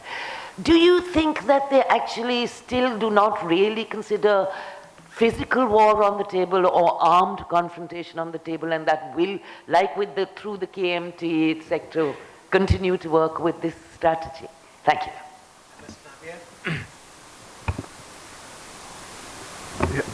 Let's see. It's on? Oh, okay, very good. Very interesting presentations, let me say. Just one quick question, and that is, for Bhim. Bhim mentioned whole process democracy in his presentation. Now, in the 20th Party Congress, I don't know whether it's deliberately ironic or it's a mere semantic facade, or whether there is real content to this, what they seek to impute by this term. Now, it's very, very interesting that, whenever in the around last year, they were talking about whole process democracy, and most ambassadors were holding forth, including the ambassador here in Delhi, in India, on whole process democracy. But what is the content of this, particularly in the context of the 20th Party Congress? They talked about satisfaction of the people. They said that more than 90% are satisfied, and that is the test of democracy. Now, how does it actually pan out in terms of the latest zero COVID kind of repercussions, and also the kind of representation for minorities in the Politburo? There's no representation of minorities. It's all, even the Global Times rather self-consciously talked about all being of Han extraction. So how is that figure with what they call whole process democracy? Alka, very quick, because we're running out of time now. Yeah. A very short one. Thanks for these excellent presentations. My question is to Dr. Shen. You mentioned at some point that the US sanctions were essentially aimed at the Chinese military. And on the one hand, you also maintain that the MCF is very difficult to implement in one sense because of the various institutions and complexities, and very easy to derail. So 2 related questions. One, what really in the Taiwanese scholarly assessment is the gap between the US and China in military terms? Does the US really think that the Chinese are closing in on them and therefore they need to derail? And second, just not sufficient expertise. So, both these aspects come out in your paper. So I would like to know what really is the assessment of the US military, Chinese military balance. Thank you. Okay, now I'll request the three speakers to respond very quickly, maybe 2 minutes each, in the reverse order. So we start with Roger, then Ming-shih, and then Bhim. All right, me first. Okay. Let me. There are many questions. Sorry, I have to fly through that. The countermeasures of Taiwan, I think, include the following things. The first is to raise the awareness of the civic societies. So now we can see that there are more and more public opinion leaders or influencers appearing on the Facebook, leading the discussions. Especially, I think Taiwan has a good quality of democratic discussions on the internet. So speaking about deliberative democracy, if you compare, if you understand the language of Chinese, you will find that the Taiwanese people actually have the highest quality of discussions of political affairs. I think that's because of the long-term training and experience and exposures of ours. The second thing that Taiwanese government has been doing is that they are trying to work things through law. So we will see something like the revoking of the, there is a pro-China news channel called CTI. Well, their license actually has been revoked years before. And I think this is a good example of how Taiwanese government is trying to use law to deal with things in a more fair and impartial way. And the second thing is that the working with the Taiwanese government and the US different sectors, including the law enforcement sectors, has been going for years. So now we can see what the Taiwanese government actually has been working with the Department of Commerce, dealing with intellectual property issues, especially to regulate those high-tech companies of Taiwan to invest in China. So they are working together on that. And we will see that the FBI officers has appearing in the island of Taiwan to work with the Taiwanese enforcement agency as well to deal with different kinds of crimes. So I think this is a development here. And as for the local magistrate level election, well, a lot of people tend to interpret this as a fiasco of the DPP. They lost 1 seat, and but we have to notice that the KMT still lose 2 seats to the smaller parties. So, well, I tend to see it this way. Well, Taiwanese people have a long tradition of split voting. So for the local elections, they don't care about the political ideologies, although a lot of the DPP are trying to raise it to the level of Taiwan versus China, or the prospect, the future of Taiwan vis-a-vis a communist China invasion. But I think a lot of Taiwanese voters are rational in their sense. They believe that even if they vote for KMT or other smaller parties, Taiwan will not be handed over to China in overnight. So I think we should be careful when we try to interpret the results of the election. I know, especially for international media, they tend to interpret things in a more provocative or a more pessimistic way. But as a Taiwanese, I believe that this is just another example of split voting of the Taiwanese voters. Thank you. Okay, Dr. Shen. Okay, first I would like to respond that Jobin's question. We know that the MCF is a national development strategy. So in Central, they only get the guideline or strategy plan, and then the other, the industrial, big company, or province government, they will do their provincial plan.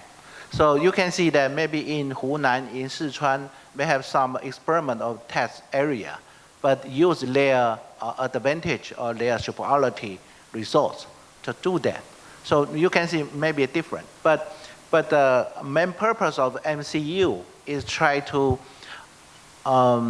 use another way to get advanced technology to help China military and economic development. There's both ends. Sometimes you can see that it can use like the semiconductor like chip is used in the economic development. But they also can use in military because in China, the advanced high-tech weapon system also need this chip and semiconductor. And some maybe can buy from Taiwan, and some maybe can buy from United States. But if United States ask this country to stop, to prohibit, to provide to China, China was affected. And then also respond the question Professor Akachaya. Yes, we can see that United States has some policy tour to stop. But put some factory or company into the name list and use name list. But China company can also change name or change another channel. So you cannot stop very strictly and put this work very good. And then I think United States intent for the prohibit. Of course, for Trump is make United States, make America great again. But United States try to stop the China to chase, to overshoot, to beyond military technology to the United States, because United States need to keep the gap, or maybe 15 years or maybe 20 years military technology gap to deter China to taking risky action, for especially in Taiwan Strait. We know that China uses MCF technology to get some software technology to improve Liaoning aircraft carrier operation. So sometimes it's a civil technology, but can use, especially for PLA, they need this technology to upgrade, to improve their operation, their technology. And then Professor Roger Liu asked me to respond that question. And right now, we can see that the United States, we already have many military and security cooperation with United States. If you see that the United States help Ukraine model, provide some weapon system, help training, and then according to the Taiwan Relation Act, maybe you can see that strategic ambiguity. But sometimes the training or tactical level is very clear. But if United States will send the troop or airplane or aircraft run or not, I think it's still ambiguity. But in tactical ambiguity, but in the strategic level, it's very clear. It's a clarity. And then talk to the Taiwan election. Maybe Ming-shih is come from DPP. Maybe he knows better than me.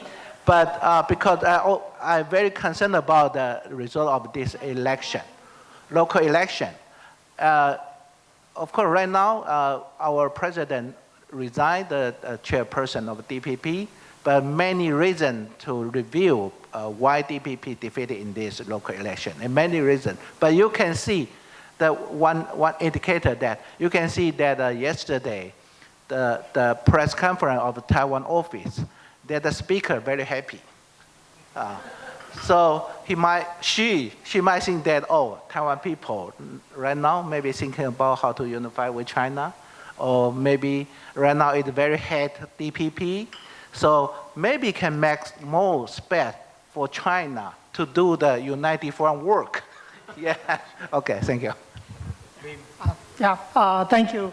There are quite a few questions directed to me, so I'll try to make it brief. To come to Professor Wagner's question, very important thought that with regard to potential successes, so to say, I think unlike what was 20 years ago, what Tang had established, I think that that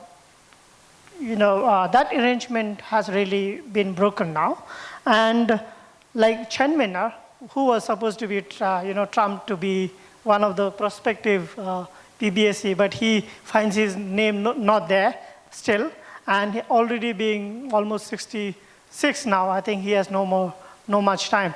And there are quite a few in the Politburo, like as Ambassador Kantha indicated, like Mishu Gang, again coming to that. Yeah, definitely. And many of these Ming-shihs are also not real PhDs. Now, these are, so to say, on-the-job PhDs from Fujian, Zhejiang, and also from the party school, like local provincial party schools. And only few of them have really been at the, in the, full membership positions, but definitely substantial in the Politburo. Yeah, and definitely with regard to princelings, I think when we talk of princelings, we have been really looking into the political princelings. But even in the military aspect, we tend to see a lot of princelings. The only thing is that they don't come and really contest political power. Because in the 80s, I think such arrangements were being done. Not to come, PLA, princeling has to do business or either to be in a military uniform. So that's the thing. And the other one with responding to Jebin's question, yeah, definitely, I think many of these on-the-job PhDs are also in management. And if you see the, many of the PhDs today, if you see, they're in management, and these are like political PhDs. Unlike the sciences, the natural sciences that we have, the PhDs in, I think the social sciences are substantially in management and economics. My reading of the profiles do indicate that. And also coming to Dr. Arvind's question with regard to lesser number of SOE personals there. But if you see in the last 3 or 4 years, post-19 Party Congress and up to 2020, substantial, I think, financial SOE leaders have been sent to provinces as vice governors. And these are mostly management and financial folks who have really been posted in the provinces. And they are, and that is why, as Dr. Ritush has talked about circulation of elites, when we talk about, there is a revolving door there to some extent there.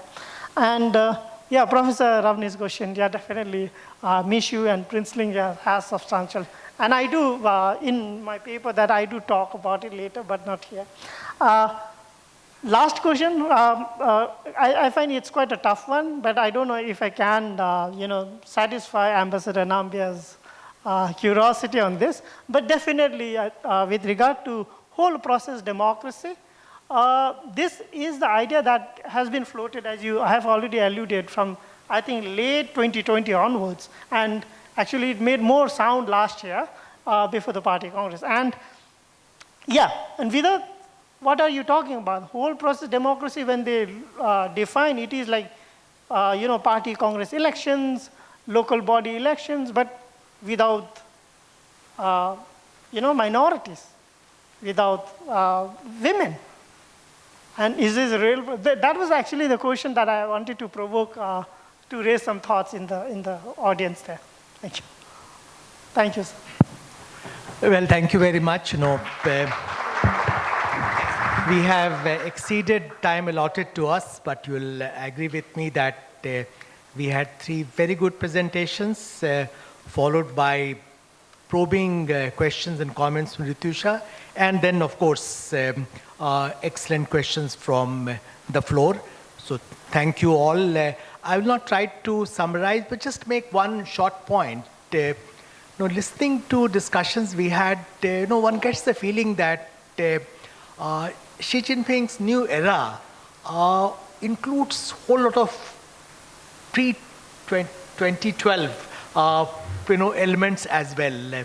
Of course, in case of elite politics, there is a huge departure in terms of norms and practices Xi Jinping has followed compared to the previous period. But the primary preoccupation of regime survival and retaining monopoly of political power with CPC hasn't changed. And lessons learned from dissolution of CPSU remain as relevant today as they were, for the earlier set of leaders. Likewise, as Dr. Shen and Dr. Liu brought out, both in case of military-civil fusion and United Front work, Xi Jinping has injected new vitality in these instruments with mixed results, but essentially he is working on something is inherited. In some cases, in case United Front work, predating to pre-revolutionary period, because it's really Mao Zedong who came up with the concept. So thank you very much for discussions we had, and we'll continue our discussion this afternoon. Over to you, Pekcha. Thank you, sir. Let me conclude this session by thanking all the panelists and participants for joining us today. We shall now break for lunch and resume at 2 p.m. sharp for our next session on ideas and narratives. I would like all of you to proceed towards restaurant Chutney for lunch.